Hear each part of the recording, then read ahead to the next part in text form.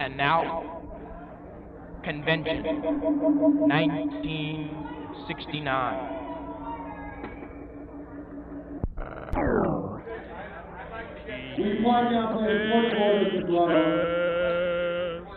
We cut you now to the multipurpose hall in live coverage of the 1969 BOC Nominating Convention, where reporters Ray and Herbert, Sylvia Cartwright, and Cliff Nancaro, and engineer Tony Wu are on the scene. Nominations for assemblies are now in progress, following the naming of Dan Goldston and Rick Lighting to the ballot for the Office of Conservation. We are anxiously awaiting the arrival of Pete Horner at Convention Hall to accept his nomination for Commissioner of Assemblies. Lynn McCullough has cast her hat into the ring for that Assembly's post. How does it look to you, Rand? I feel that Lynn McCullough, as with all candidates, is eminently qualified, and... Thank you, Rand. As nominations are closing here at Convention Central, the sophomores are throwing their support behind a class candidate and have placed the name of Russ Meilenbach in nomination for the office of Commissioner of Assemblies. As the roll of the delegations is being called, we switch you now to political analyst Rand Herbert. All classes here at the convention are in force, trying to destroy the senior block that usually falls into force at Piedmont. In the past semesters, the BOC has been a senior block, and the underclassmen are out for political blood. And now back to Cliff. Thank you, Rand. We proceed now with the roll call vote of the delegations. As there is a lull in the convention, it would be interesting to note that the different groups here are in different costume. Here with the fashion report is reporter Sylvia Cartwright. Thank you, Randy. A point of interest the ladies might enjoy is the various outfits the ladies are wearing.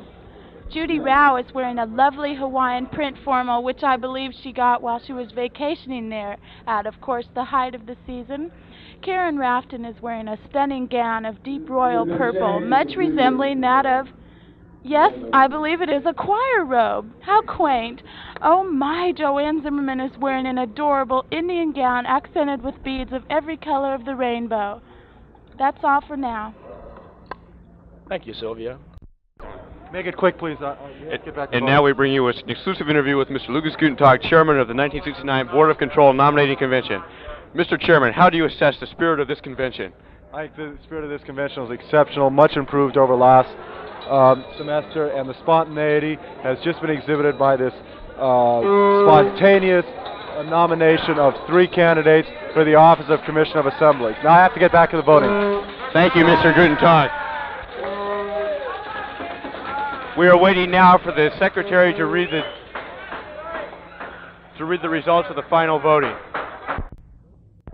With Scott Taylor dropped from the list of nominees, those remaining are Russ Meilenbach with 12 delegate votes, Pete Horner with 16, and Lynn McCullough far and away in the lead with 69 delegate votes. Nominations have been reopened and closed. Now the final vote. Here's Rand Herbert with a little political commentary.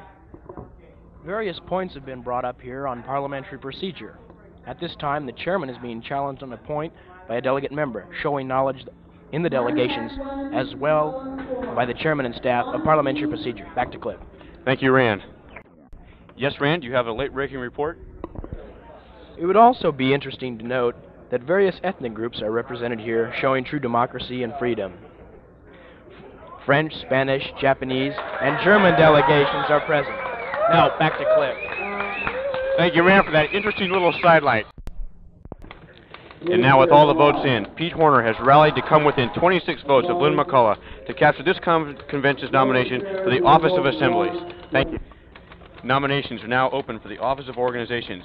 Rand, do you have any behind-the-scenes information on this office? At this time, Cliff, we'll just have to see what happens here at the convention. Also, on that last nomination, it would be interesting to note that Pete Horner, a senior next year, will be running against an up-and-coming junior, Lynn McCullough. Now back to Cliff. Thank you, Rand. Here's a flash news bulletin. Joanne Zimmerman has just accepted the nomination of this convention for the Office of Commissioner of Organizations. Rand has just informed me that he has some more sparkling commentary here. This office, Organizations, is traditionally a female job. So far, the females are the only candidates on the ballots, and we'll have to wait to see if a male shows up. The candidates so far are Wendy Rutledge, a female, Becky Morrison, female, and Joanne Zimmerman, female. Back to Cliff. How do you feel about this, Sylvia? Well, Cliff, I think it's about time we ladies got our rights. You know, in 1919, when Mabel Smith was caught smoking in the gazebo, it was... Thank you, Sylvia. And now with the delegates being polled, we have in nomination only the names of Wendy Rutledge, Becky Morrison, and Joanne Zimmerman. We'll have to wait to see how this turns out. And now, with all the votes tallied, the race for Commission of Organizations will be run by Miss Becky Morrison and by Miss Joanne Zimmerman. It is shaping up as a real dogfight, don't you think, Rand? Yes, Cliff, I think dogfight is the right expression to use. I foresee a really tough campaign. Now back to Cliff. Thank you. As we move into nominations for the office of Commissioner of Finance, Mr. Gutentag has informed the members of the convention that a constitutional amendment is pending to change the term of office for the Commissioner of Finance to 1 year. How do you see this, Rand? The outgoing officer, O'Brien, has served 2 terms and has just turned down a 3rd. Now, a precedent has been set, and there is a very strong possibility that it will be a 1-year job, the first in PHS history. Thank you, Rand. Let's see how this comes out. Here is Sylvia Cartwright with a bulletin of some great import. And now, a surprise for the ladies. The Alvis delegation in correspondence with their Chinese theme is passing out fortune cookies to the various delegates. Cliff and Randy will sample their products. Gee, that's great. Very good. What's this fortune inside? Made in Weehawken, New Jersey. The Alvis delegation has just issued a hot press release. Preheat oven to 375. Stir in large mixing bowl 3/4 cup sugar, 2 tablespoons salt, and 2 cups of rice. A slight insertion here, ladies. I recommend Uncle Ben's converted rice, red box or green box. Fold in 3-way corners. And thank you, Sylvia. The delegations are being polled at this time for the Office of Finance. Here's how the candidates stand. Karen McLeod has been nominated for this man-sized office, and after Debbie Gross has declined, Eileen Baumgartner has also accepted. Noel Atwood was a surprise nomination, but has also declined.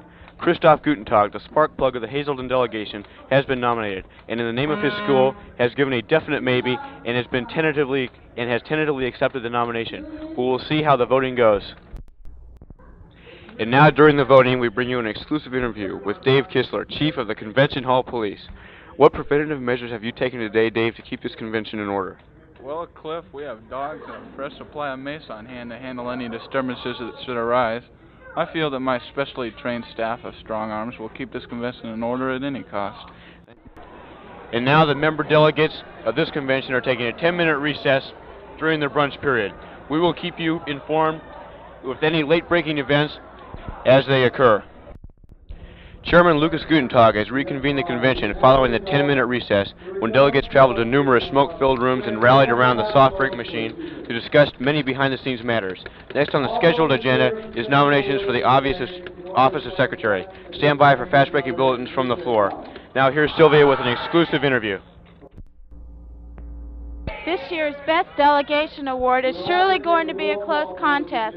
Mike Gilligan, one of the many Sergeant-at-Arms, has just told me confidentially that he feels that the Alvis, Hutchison, Waxdeck, and Killian delegation are his choices so far for the Best Delegation Award. All of the Sergeant-at-Arms will vote on this award. Don Mulford, chairman of the Killian delegation, had this to say regarding the award. Thank you very much. I feel quite honored to be nominated for this high position. Our delegation consisting of Suzanne Higgins, David Austin,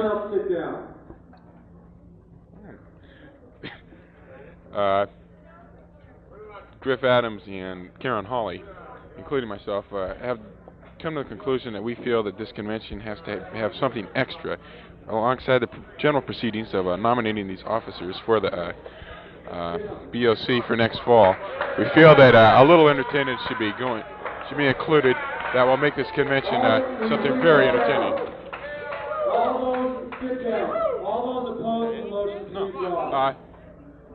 Therefore, I hope that our nomination will come out on top. We'll do our best, and we'll try to please the rest of you people out there.